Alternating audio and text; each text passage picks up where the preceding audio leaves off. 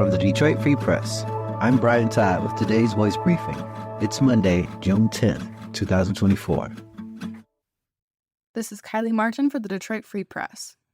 Fish fly season has begun again across Metro Detroit's waterfront communities, but don't worry, the bugs are more pesky than dangerous and will be out of our way soon. Fish flies, otherwise known as mayflies, are winged insects that spend most of their lives underwater. Eggs laid on the surface of a body of fresh water sink to the bottom and remain there until the eggs hatch into nymphs. After a couple of years, the nymphs grow into adults and emerge from lakes and rivers when the water temperatures reach around 68 degrees, usually in early summer. The fish flies come up in swarms to reproduce before dying just a day or two after emerging. Here in Metro Detroit, communities along Lake Erie, Lake St. Clair, and the Detroit River usually see the most fish flies, and while they might be a nuisance, the bugs don't cause any real harm. In fact, because fish fly populations are so sensitive to pollution and water quality, researchers use the size of the swarms to indicate the health of our nearby lakes and rivers. Fish flies live best in clean water with a high oxygen content, so many scientists and researchers view big fish fly hordes as a sign of good water. But if you still want to do your best to keep the bugs away, like other winged insects, fish flies are attracted to light, so turning off your porch lamps at night might encourage them to find somewhere else to swarm.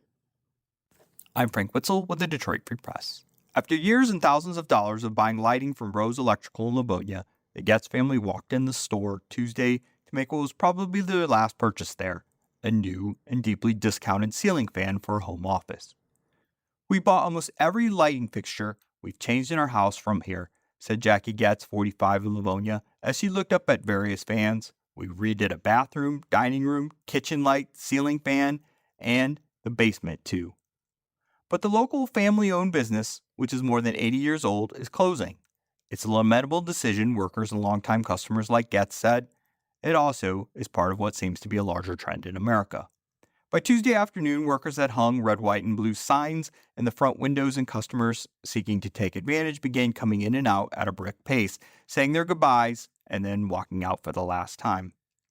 "It's sad," Getz said. "The store was very convenient to us to pop over here. They've always had great service, and were willing to help solve problems and answer questions we had. There was a familiarity with people who worked here." In this case, a Bros employee told the Free Press the co-owners, father and daughter, Gary and Jennifer Pratt, have decided to retire and are holding a final inventory closeout with discounts on shimmering chandeliers, fancy floor lamps, and super quiet ceiling fans starting at 20%. Jennifer Pratt, who the Free Press emailed for comment, is a fourth-generation owner, which business experts say is a remarkable achievement. I'm Andrew Burkle with the Free Press Sports Department, and on Sunday we saw the latest masterpiece from the ace of the Tigers staff, Tarik Skubal. At this point, it's not just Tigers fans who are noticing how incredible Skubal has been this year. Even before Sunday's outing against the Brewers, in which he struck out 10 batters and allowed just one run, Skubal was a big favorite to take home the American League Cy Young Award. Simply put, he's been incredible this season. Skubal has a 1.92 ERA this year and an 8-1 record in 13 starts, with Sunday's 10-2 win over the Milwaukee Brewers his latest victory. He's dominating hitters with his fastball, slider, changeup, and sinker. But really, there are a million different stats that we could point to show how dominant Skubal has been this year. But it's not about the stats for the 27-year-old lefty. It sounds cliche, but man, it just has a Justin Verlander-type feel. Here's an example. After striking out the first 3 batters of the game in the first inning on 11 pitches, Skubal escaped the second inning scotch-free after giving up 2 singles. Then, in the third inning, Skubal had one of those moments that just has everyone talking. With right-hander Rhys Hopkins at the plate, Skubal reached back and launched a fastball to the upper corner that clocked in at 101.7 miles per hour. It was the fastest pitch for any starting pitcher this year not named Paul Skeens. It was so fast, everyone's first reaction was, is that a glitch? No, it was not a glitch. Skubal really did throw a pitch that showed up on the TV screens at 102 miles per hour since they round up. Skubal will certainly throw some heat. His fastball averages 96.7 miles per hour this year.